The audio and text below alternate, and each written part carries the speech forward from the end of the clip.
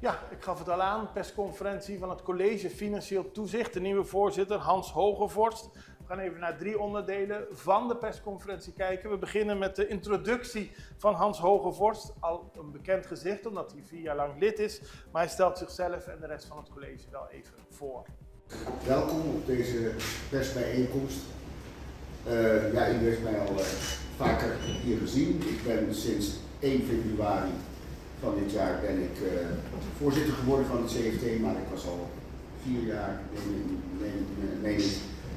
lid voordat van Nederland, gewoon lid van het CFT.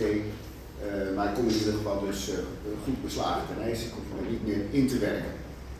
Ik ben hier met mijn collega's, waarvan u de 2 al kent. Elisabeth Koua, op voordracht van Curaçao, Julissa Frans op voordracht van Sint Maarten. En Spix.nieuw, Paul Hilbers, op voordracht van Nederland, lid van het CFT. Paul heeft een lange carrière achter de rug bij IMF en afwisselend met de Nederlandse Bank. Kent de regio ook al goed, is hier ook uit de hoofde van het IMF een paar keer geweest.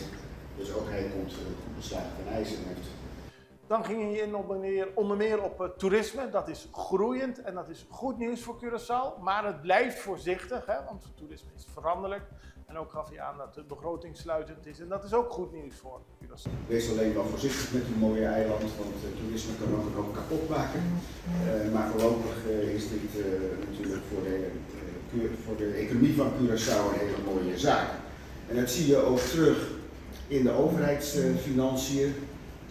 Er wordt ondanks redelijk forse uitgavenverhogingen wordt er toch een meer dan sluitende begroting afgeleverd. Een klein overschot wordt voorzien in 2026, groeiend naar zo'n 81 miljoen, ongeveer 1% van het BBP in de komende jaren.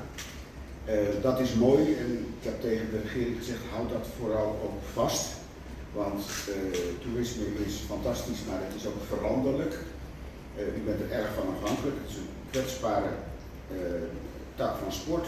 Tot slot ging Hogevorst nog in op de sluitende staatsschuld. Ook een mooi resultaat. Dus er waren heel veel resultaten die goed zijn voor Curaçao. Maar hij stipte ook nog enkele opmerkingen aan. Want ja, het kan natuurlijk niet zo zijn dat er niks op te merken is.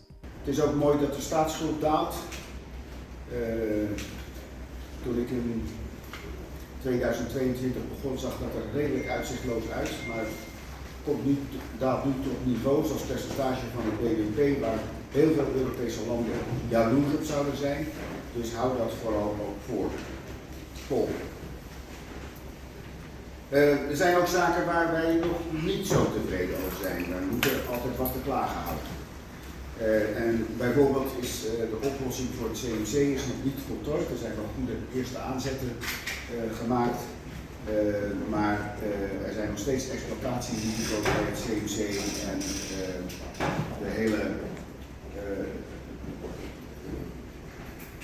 transacties rondom het goed van het ziekenhuis, die moeten nog steeds worden voltooid.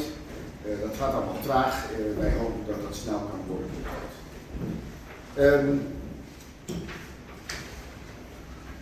We zijn ook nog niet tevreden over het financieel beheer. Jaarrekeningen komen veel te laat af. En we zijn ook nog steeds niet voorzien van een goedkeurende accountancyverklaring. En daarom is het van groot belang dat er grote stappen worden